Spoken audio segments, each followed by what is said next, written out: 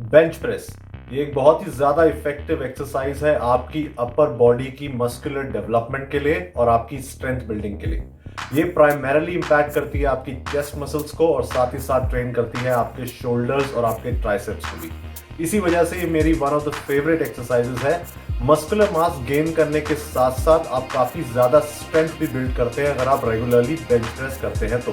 Bench press एक compound movement है क्योंकि ये मल्टीपल जॉइंट और मसल्स को इंपैक्ट करती है, तो ज्यादातर एक्सरसाइज रूटीन का पार्ट ये जरूर होती है। साथ ही साथ ये एक ऐसी एक्सरसाइज भी है जिससे लोगों को काफी प्रॉब्लम भी होती है। ये प्रॉब्लम होती है ज्यादातर पेन या डिस्कंफर्ट आपके शोल्डर में जब आप बेंच प्रेस लगाते हैं। तो ज्यादातर केसेस में ये शोल्डर का पेन और डिस्कंफर्ट होता है कुछ ऐसी गलतियों की वजह से जो हम करते हैं बेंच प्रेस लगाते हुए।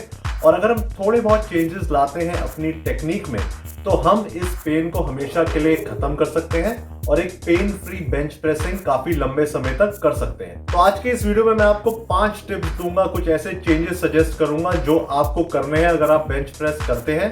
ये चेंजेस करने से ना सिर्फ आप अपने शोल्डर का पेन या इंजरी को अवॉइड कर सकते हैं, आप इस एक्सरसाइज का ओवरऑल इंपैक्ट बढ़ा सकते हैं अपनी चेस्ट मसल पे बेटर डेवलपमेंट और स्ट्रेंथ गेनिंग के लिए। ये चेंजेस करने से आपकी बॉडी की ओवरऑल स्टेबिलिटी इंप्रूव होगी ये एक्सरसाइज करते हुए, और आप इंश्योर करेंगे कि आप बेंच प्रेस एक लंबे समय तक लगा सकें, चाहे आप अपनी 30s, 40s या 50s में ही क्यों ना हो। ये कॉमन मिस्टेक्स करने की वजह से एक टाइम मेरी लाइफ में भी ऐसा आया था जब मुझे बेंच प्रेस, शोल्डर प्रेस, काफी ऐसी एक्सरसाइजेस छोड़ देनी पड़ी थी क्योंकि मेरे शोल्डर में काफी ज्यादा डिस्कंफर्ट और पेन रहता था। But I be 40 very soon और आज भी मैं ये एक्सरसाइज कर पा रहा हूं सिर्फ इन 4-5 चेंजेस को लाने से अपनी टेक्निक में। तो सबसे पहली टिप है अपने शोल्डर ब्लेड्स को रिट्रैक्ट करना। जब भी आप बेंच प्रेस लगाते हैं आपको इंश्योर करना है कि आपके शोल्डर ब्लेड्स एक रिट्रैक्टेड पोजीशन में हो बार्बल रॉड को लिफ्ट करने से पहले। तो जो लोग ये करते हैं बहुत अच्छी बात है, जो नहीं करते वो ये समझने के लिए एक बेंच पे बैठ जाएं और अपने शोल्डर ब्लेड्स को रिट्रैक्ट करें। कोशिश करें कि आप सोचें कि आप अपने शोल्डर ब्लेड्स के बीच में एक पेन या पेंसिल को होल्ड करना चाह रहे हैं। कुछ इस तरीके का कॉन्ट्रैक्शन आपको फील होना चाहिए जब आप बेंच पे लेटे होते हैं बेंच प्रेस लगाते हुए। तो शोल्डर ब्लेड्स को रिट्रैक्ट करने से आपकी चेस्ट मसल का एक्टिवेशन मैक्सिमम आता है और आपके शोल्डर्स या डेल्ट का इन्वॉल्वमेंट काफी ज्यादा कम हो जाता है। तो आपको ध्यान देना है कि आपके शोल्डर्स एक रिट्रैक्टेड पोजीशन में हो बार्बल बार उठाने से पहले, और आपको यह भी ध्यान देना है कि पूरी मूवमेंट में, पूरे सेट में आपके शोल्डर्स रिट्रैक्ट रहे, बीच में कहीं भी ये लूज नहीं पड़ने चाहिए। अगर हम बेंच प्रेस को बिना शोल्डर ब्लेड्स को रिट्रैक्ट किए हुए लगाते हैं, ये करने से हमारे शोल्डर्स आगे की तरफ राउंड हो जाते हैं, they round in the forward direction, जिस वजह से हमें वो डिस्कंफर्ट और पेन फील होता है अपने रोटेटर कफ टिश्यूज के अराउंड शोल्डर पे। ये लंबे समय तक होने से शोल्डर में इंजरी होने के चांसेस भी काफी ज्यादा होते हैं। ये सबसे कॉमन मिस्टेक है और सबसे इंपॉर्टेंट चेंज है जो आपको अपने फॉर्म में लाना है। ज्यादातर लोग या तो ये नहीं करते हैं या सिर्फ स्टार्टिंग में अपने शोल्डर ब्लेड्स को रिट्रैक्ट कर पाते हैं और उसके बाद कुछ रेप्स के बाद वो लूज पड़ जाते हैं, जिस वजह से वो डिस्कंफर्ट और पेन आपको फील होने लगता है। तो टिप नंबर 2 है कि आपकी बैक में एक आर्क होना चाहिए एक्सरसाइज लगाते हुए। बेंच प्रेस को कभी भी एक फ्लैट बैक पे ना लगाएं। आपको एक एग्जैजरेटेड आर्क नहीं चाहिए जैसा पावर लिफ्टर्स लगाते हैं। एट द सेम टाइम आपको इंश्योर करना है कि थोड़ा सा आर्क आपके बैक में जरूर होना चाहिए। आर्क होता है सिर्फ एक यू या सी शेप जो आप फॉर्म करते हैं अपनी बैक को लिफ्ट करके बेंच से जब आप एक्सरसाइज को परफॉर्म कर रहे होते हैं। बैक में ये आर्क इंश्योर करता है कि आपके शोल्डर पूरी मूवमेंट में एक्सटर्नली रोटेटेड रहे। अगर आप फ्लैट बैक के साथ ये एक्सरसाइज परफॉर्म करते हैं तो आपके शोल्डर इनवर्ड मूव कर जाते हैं, इंटरनली रोटेट कर जाते हैं, जिस वजह से शोल्डर में पेन, डिस्कंफर्ट या इंजरी हो सकती है। इसका आइडियल तरीका ये है कि सबसे पहले आप अपने शोल्डर ब्लेड्स को रिट्रैक्ट कीजिए, उसके बाद अपनी अपर चेस्ट को सीलिंग की तरफ उठाने की कोशिश कीजिए, जिस वजह से आपकी बैक में एक नेचुरल आर्क आ जाएगा रॉड उठाने से पहले।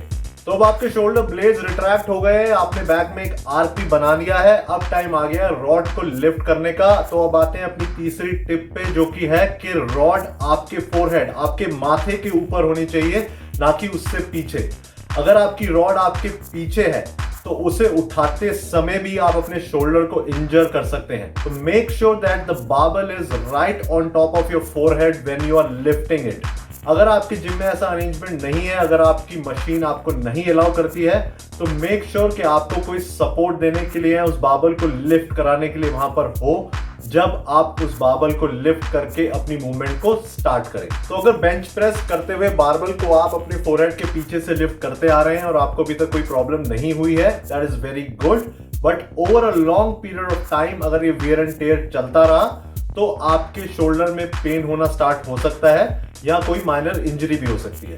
तो आपने अपनी बॉडी की पोजीशन ठीक कर ली है, बारबेल को भी फोरहेड के ऊपर से लिफ्ट कर लिया है। अब बात करते हैं टिप नंबर 4 की, जो कि है कि आपके बारबेल का सही टच पोजीशन क्या होना चाहिए आपकी बॉडी पे। तो बेंच प्रेस की एक कॉमन मिस्टेक ये है कि जब आप बारबेल को नीचे लाते हैं और बॉटम पोजीशन पे बारबेल होता है तो वो टच करता है आपकी चेस्ट पे काफी ऊपर, अपर चेस्ट एरिया में। ये होता है क्योंकि हम अपनी एल्बोस को बाहर की तरफ फ्लेयर कर देते हैं, जिस वजह से बारबेल की पोजीशन काफी ऊपर हो जाती है। ये करने से आपके शोल्डर पे अननेसेसरी प्रेशर पड़ता है, जिससे पेन हो सकता है।